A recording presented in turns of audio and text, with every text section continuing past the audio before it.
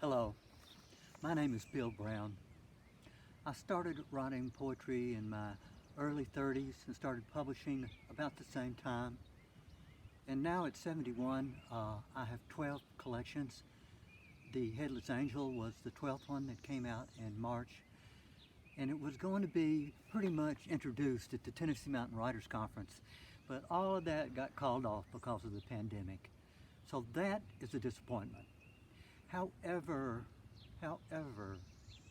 life will go on, and I've continued to write, and there's been several wonderful blessings about this pandemic.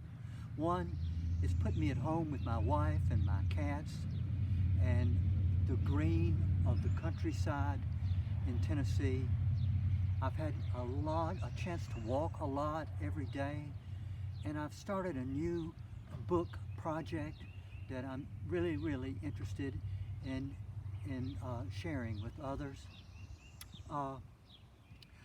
So that blessing is what I'm going to read about. The blessing of being in a green world in springtime, and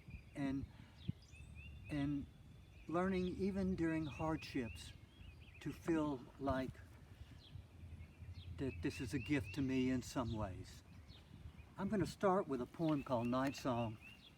It was during a terrible storm up in the mountains, and somehow I found out that terrible can end up being wonderful. And I wrote this for the person who owned the cabin, Robert Reeder.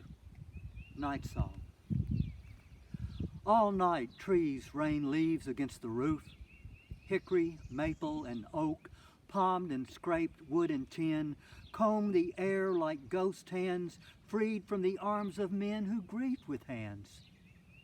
And in the illogic of half sleep, the side of my brain which understands my heart heard the songs of the leaves as they tossed across the night.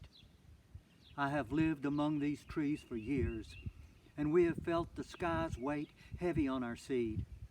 We are passengers on this gracious rock which circles a dying star. And some nights I take this on faith, that the same glue which holds my life in balance allows the earth to fly the moon like a kite and scatters these leaves through this night homeward. The next poem I want to read was written one morning when I was sitting on my front porch looking down at the garden. And what did I see? A beautiful tortoise, orange and black, and just gorgeous. And I thought, this is going to be a quiet day. This is going to be a tortoise morning. And I used this quote from Le Montagne. He said, even the poorest thing shines.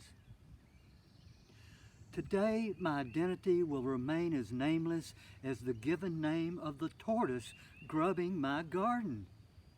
Its shell catches the sun, sends my eyes an orange, not quite any other orange. An orange Gauguin might have burnished as an idea of beauty. It holds a piece of lettuce in its mouth like a geisha fan and chews slowly, fanning the zinnias, the little kabuki. Maple leaves drip from last night's storm, a stipe of silence one can hear like snowfall in a forest, a silence that makes you aware of the silence that is. Even the crow perched on the fence post whispers to the mustang something about the way the pasture smells after rain. Word that can only be spoken in crow. Perhaps being nameless sharpens the senses when the sun rainbows blades of grass and morning's an infant too young to speak. Thank you so much.